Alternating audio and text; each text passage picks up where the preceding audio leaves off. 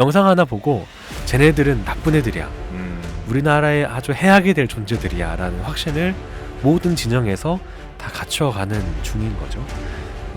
지금 당장 내 눈앞에 만들어져 있는 콘텐츠가 아니고 사람을 볼 필요가 있지 않나 라는 생각이 들고. 자, 컬처클럽 우동준 신보라 두 분과 함께합니다. 두 분 안녕하세요. 네, 안녕하세요. 네, 안녕하세요. 네, 오늘은 청년님부터 시작하죠. 어떤 이야기, 어떤 책 준비하셨습니까? 오늘 저는 마녀를 주제로 택했습니다. 마녀. 네, 마녀. 오. 제가 고른 책은 네. 중세시대 마녀 사냥의 근거가 되었던 책이고요. 이 책에는 무서운 부제가 있습니다. 아, 부제도 있군요. 마녀 사냥을 위한 교본. 교본? 네, 이라는 부제가 붙어있는 실제 책이고요. 네.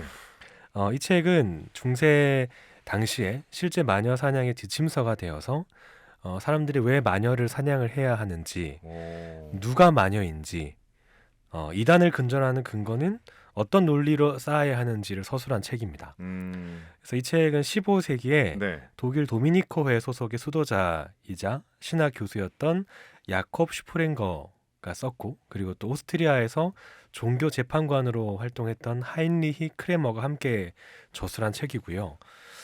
엘리트가 쌓아가는 지배의 힘, 또 그 당시의 기술 발전이 어떻게 혐오를 확산하는지에 대한 내용을 볼 수 있고, 또 우리 시대의 마녀 사냥은 어떻게 흘러가고 있는가를 확장해서 고민할 수 있는 책 같아서 오늘 이 책을 좀 가져와 봤습니다. 네. 저희가 다뤘던 책들 중에서 가장 충격적인 네. 제목과 부제 같은데, 제목이 마녀를 심판하는 망치. 네, 맞습니다. 그렇죠. 그 다음에 부제가 마녀 사냥을 위한 교본 이렇게 정해져 있던데 책의 내용으로 조금 더 들어가 보죠. 일단 책 분량이 좀 상당해요. 상당히 길어요. 책의 분량이 좀 많고. 벽돌책. 맞아요, 벽돌책이고. 어. 근데 문장을 읽다 보면 네. 그들이 설정했던 근거가 또 너무 자기적이라서 좀 당혹스럽기도 합니다. 그리고 책을 한 호흡으로 읽다 보면 머리가 아파요. 아, 그 정도예요? 네, 그러니까 머리가 왜 아프냐면 네. 너무 말도 안 되는 이야기를 말이 되는 것처럼 이렇게 끼워 맞춰서 전개를 하다 보니까 이해를 하면서 읽다 보면 좀 머리가 아프고 감정적으로 소모도 좀 많이 드는 책이었는데, 네. 그래도 전하는 의미는 상당하다는 생각은 들긴 했습니다. 일단 책은 총 3개의 부로 구성이 되어 있고요. 1부에서는 마법의 3가지 요소, 악마, 마법사, 신의 묵인이라는 이름으로 1부가 진행이 됩니다. 1부에서는 마녀가 누구인지를 정의를 하고 있어요. 그러니까 1부를 보다 보면 이 저자들이 어디에 좀 공을 들였나는 걸 볼 수가 있는데, 저자들이 결국 말하고 싶었던 건 우리가 왜 마녀를 처단할 수밖에 없는가에 대한 좀 불가항력적인 이야기를 하는 게 1부입니다. 네. 이들은 책을 읽다 보면 알 수 있는 게 사탄이라는 존재가 있어요. 사탄. 네, 마녀가 사탄보다 더 악하다고 정의를 합니다. 보통 사탄이 가장 악한 존재라고 우리가 이야기를 하는데 네. 마녀가 더 악하다는 이야기를 해요. 왜냐하면 사탄은 누군가의 유혹을 받아서 악하게 된 존재가 아니라는 겁니다. 사탄은 그냥 존재 자체가 악한 존재라는 전제를 하고 있어요. 그런데 마녀는 태어났을 때 중세시대다 보니까 태어나자마자 세례라는 순결의 과정에 들어갔던 존재고, 그 이후에 유혹을 받아서 그 유혹에 넘어가서 악해졌다라는 그 과정에 주목을 합니다. 그러니까 악의 본질이 더 악하냐, 아니면 선할 수 있던 존재가 악을 선택하는데 그 과정이 더 악하냐라는 이야기를 해요. 이들은 본인이 선택하지 않을 수 있는데 악함을 선택했기 때문에 애초에 악한 사탄보다 훨씬 더 나쁘다라고 이야기를 합니다. 그러니까 원래 나쁜 사람보다 배신하는 사람이 더 나쁘다라는 이야기를 하고 있는 거예요. 그래서 그들은 마녀를 훨씬 더 악하기 때문에 처단해야 된다는 이야기를 하고 있고, 이들은 또 아담과 마녀를 비교를 합니다. 아담과 마녀? 네, 아담은 보통 이제 인류의 시초, 네. 시조라고 이야기를 하고, 그 아담이 원죄를 지었다라 이야기를 합니다. 근데 그들의 논리에서는 네. 아담은 금지되어 있던 행동을 한 것이지 악한 행동을 한 건 아니다라는 이야기를 해요. 그러니까 설명을 해보면 그 선악과를 따먹는, 네. 열매를 따먹는 행위는 나쁜 행위가 아닙니다. 따먹지 말라라는 금지가 있었기 때문에 악해진 거지 행동은 나쁘지 않다라는 거예요. 네. 그래서 이들은 아담에게는 이 참회의 여지를 열어둡니다.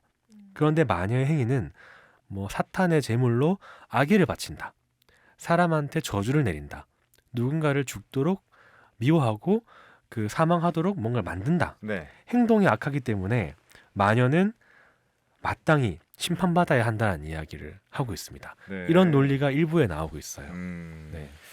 자, 책의 시작인 일부에서는 죄책감을 덜어내기 위해 이 사람을 마녀로 이 마녀의 악의 결정체로 설정하는 작업이 진행되는군요. 그렇다면 2부는 어떻습니까? 2부가 제일 긴데요. 2부는 이 마녀를 심판할 수 있는 기준점을 저자들이 제시하려고 합니다. 2부 안에서 총 18개 장이 나오는데 뭐 마법에 대한 이야기가 많아요. 그러니까 마법에 걸릴 수 없는 존재들, 또 마법에서 벗어나는 방법에 대한 이야기도 좀 나오고 마녀가 어떻게 구체적으로 죄를 짓게 되는 그 과정도 설명을 합니다. 그러니까 책을 보다 보면 여러 가지 이제 사례들이 나와요. 근데 그 사례들이 대부분 다 좀 모호합니다. 좀 투명하지 않은 사례들이 계속 나오고 있고 예를 들면 이래요. 마녀가 다른 사람을 유혹해서 어떻게 신성 모독을 짓게 하는지, 또 마녀들이 어떻게 공간을 이동하는지, 마녀들의 타락한 성생활은 어떤지, 마녀가 어떻게 남성의 생식 능력을 빼앗아 가는지, 또 마녀가 어떻게 인간을 동물로 만들고 육신을 지배하는지가 2부에 가득 나옵니다. 그러니까 사례를 보다 보면 네. 이게 다 논리적 개연성은 그다지 없다라는 건 알 수가 있어요. 그러니까 전제는 굉장히 과감하고 예시는 빈약한 상당히 같은데? 빈약하고 투박합니다. 근데 이게 15세기에 써져 있던 책이기 때문에 네. 어느 정도 뭐 좀 선동적인 부분도 많이 있는 것 같고요. 모든 문장에서 남성은 악한 마녀에게 유혹되지 않도록 스스로를 무장해야 하고 유혹당하지 않도록 앞서서 마녀를 차단해야 된다는 경고가 계속 나와요. 그러니까 이 책이 네. 그 당시에 실제 마녀 사냥을 왜 해야 하는가를 설명하게 해주었던 중요한 근거가 되었던 책이라는 게 좀 실감이 되는 내용들이 많았고요. 또 이 책을 보다 보면 마녀는 거의 뭐 전지전능합니다. 질병도 통제하고 악마랑 소통을 해서 하늘에서 우박을 내리게 할 수 있는 게 마녀로 나와요. 그러니까 마녀가 굉장한 큰 힘이 있고 무서운 존재다라는 것도 막 나오고 있고요. 제가 책에서 가장 재밌었던 부분은 이 마녀의 마법을 대처하는 방법입니다. 이 책은 마녀의 마법을 물리치기 위해서는 오직 그 마법을 자행했던 악마와 소통을 해야 한다는 이야기를 하고 있어요. 그런데 악마와 소통하는 건 그 자체로 죄가 되죠. 그리고 교회가 하고 있는 구마, 귀신 물리치기도 그렇게 효과적이진 않다라고 이야기를 합니다. 그래서 저자는 마법을 퇴치하는 일은 결코 허락되지 않는다. 또 마법을 풀어내긴 힘들다. 참을성 있게 견뎌라라는 이야기를 해요. 그래서 교회가 허락하는 역마의 방법이 있지만 그것도 네. 제한적이라는 이야기를 하죠. 그러니까 저자들이 1부부터 2부 끝까지 마녀에 대한 무서움, 이 마법의 무서움을 계속 설명을 하는데 이걸 벗어날 수 있는 치료법은 아주 야박하게 서술을 합니다. 그 이유가 뭘까? 계속 고민을 좀 해봤는데 책을 끝까지 읽다 보니까 좀 느껴지는 게 있었어요. 뭐예요? 뭐냐면 죄에서 벗어날 수 있는 방법을 원천적으로 차단을 하면서 저주에서 벗어날 수 있는 방법 자체가 없다라고 이야기를 하면서 그렇기 때문에 아예 처음부터 마녀를 없애야 한다는 이야기를 갖춰 나가는 거죠. 그러니까 치료법과 벗어날 수 있는 방법이 없으니 아예 원초적으로 마녀 자체를 처단해야 한다라는 이야기와 공포심을 조장하는 게 이 책의 가장 핵심적인 내용이 아닐까 싶습니다. 네. 뭐 15세기 그때 상황을 명확하게 알 수는 없겠지만 제가 그 청년님이 소개해준 책 중에 가장 좀 이해가 안 되고 네. 저 표정이 가장 어둡거든요. 네. 맞아요. 이걸 어떻게 받아들여야 될지 네. 조금 어려운데 근데 이 책이 당시 마녀 사냥의 근거가 됐다는 것은 좀 놀랍거든요. 맞아요. 책은 언제나 이 지식의 보고라고 배워왔고 그렇게 여겨져 왔는데 책을 통해서 더 큰 폭력이 이뤄질 수 있겠다라는 생각이 들거든요. 지금 맞습니다. 어떻게 결국 어떻게 이걸 해석해야 돼요? 네, 제가 이야기하고 싶은 부분이었어요. 그러니까 이 책은 논리적인 정합성과 네. 과학적 근거가 있는 내용이 아닙니다.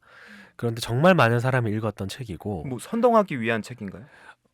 다분히 그런 목적이 있죠. 그 당시에 마녀를 사냥해야 된다라는 이야기를 하기 위해서 만들어진 책이었고 네. 그래서 실제로 역사가 흘러가기도 했고요. 그러니까 결국 책이라는 것이 가지고 있는 힘이 이렇게 크다라는 이야기도 우리가 이해할 수가 있고 만들어진 정보가 정말 정확한가 혹은 이 만들어지고 가공되어 있는 정보가 우리가 그대로 믿고 따라야 할 게 맞는가라는 판단을 할 필요가 있다라는 이야기를 하고 싶었던 겁니다. 그러니까 그때 당시의 책이 네. 우리가 지금 소비하고 있는 미디어와 비슷할 거 아니겠습니까? 맞아요. 그렇죠. 사람들 이 책을 많이 읽고 네, 또 많이 선동되거나 맞아요. 또 정치적으로 이용될 수 있지 않았을까? 충분히 역사가 그렇게 흘러갔죠. 수많은 여성들이 마녀라는 지목 한 번에 사냥을 당했던 게 완전 낙인 됐을 거 네, 아니에요. 역사였고 그 근거 없는 낙인은 지금도 곳곳에서 음. 이루어지고 있습니다. 네. 그러니까 이 책에는 마녀의 직접적인 언어가 등장하지 않아요. 당사자의 언어라는 게 없는 책이고 진단만 있습니다. 낙인만 있어요. 오직 재판관의 입장에서 마녀가 얼마나 죄악의 존재인지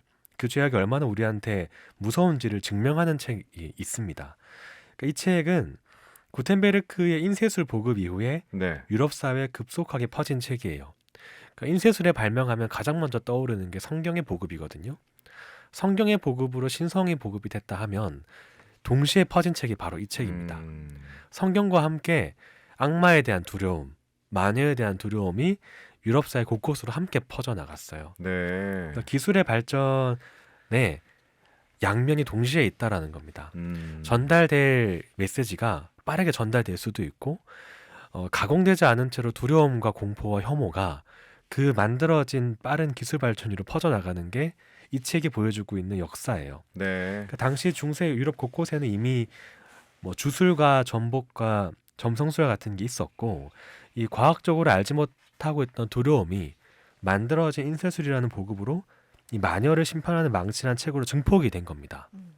그러니까 정말 이 책을 읽고 사람들은 말로만 들었던 마녀라는 존재가 책으로 써져 있는 거 보고 진짠가 보다라고 믿기 시작을 한 거예요. 책이 만들어져 있고 글이 있으니까 사실이겠지. 확신을 가지게 된 거고 그 확신이 처벌을 강하게 만들었고 죄책감을 덜어주게 된 거죠. 지금 우리는 어떤 기술 발전을 마주하고 있는가? 지금 우리는 그 기술 발전 위에서 무엇을 확인하지 않은 채로 낙인을 그대로 받아들이고 처벌을 하라고 이야기를 하고 있고 죄를 우리가 단죄하려고 하고 있는가를 한번 고민해 볼 필요가 있을 것 같습니다. 네, 뭐 15세기의 책을 제가 지금의 미디어라고 비유해서 아까 표현하긴 했는데 뭐 기술의 발전이 만든 이 두려움과 혐오의 역사 지금도 크게 다르지 않은 것 같아요. 네, 맞아요. 제가 함께 이야기하고 싶었던 건 우리 사회의 마녀 사냥은 끝났는가라는 고민입니다. 유명 연예인들이 많이 떠올라요.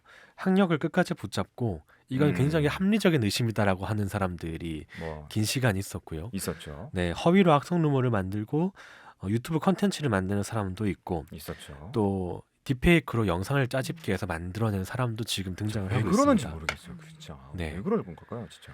15세기의 이야기와 낙인과 크게 혐오와 다를 바 없잖아요. 단죄가 지금 동일하게 진행이 되고 있고요. 네. 이 인쇄술의 보급이 마녀 사냥을 해도 돼라는 확신을 만들어 불러일으켰다면 지금 AI 기술과 영상의 보급은 이 마녀 사냥을 훨씬 더 확장해서 나아가게 하는 도구가 된 것 같습니다.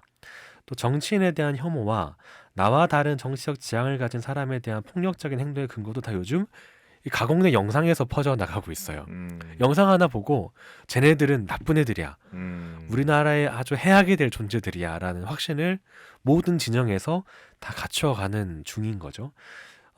지금 당장 내 눈앞에 만들어져 있는 콘텐츠가 아니고 사람을 볼 필요가 있지 않나라는 생각이 들고 마녀 사냥도 실제로 그 당시 여성의 이야기가 재판에 가보면 근거가 따로 없어요. 사람들 마음이 흔들리기도 했고 이야기를 들어보면 다르다라는 걸 알 수가 있습니다.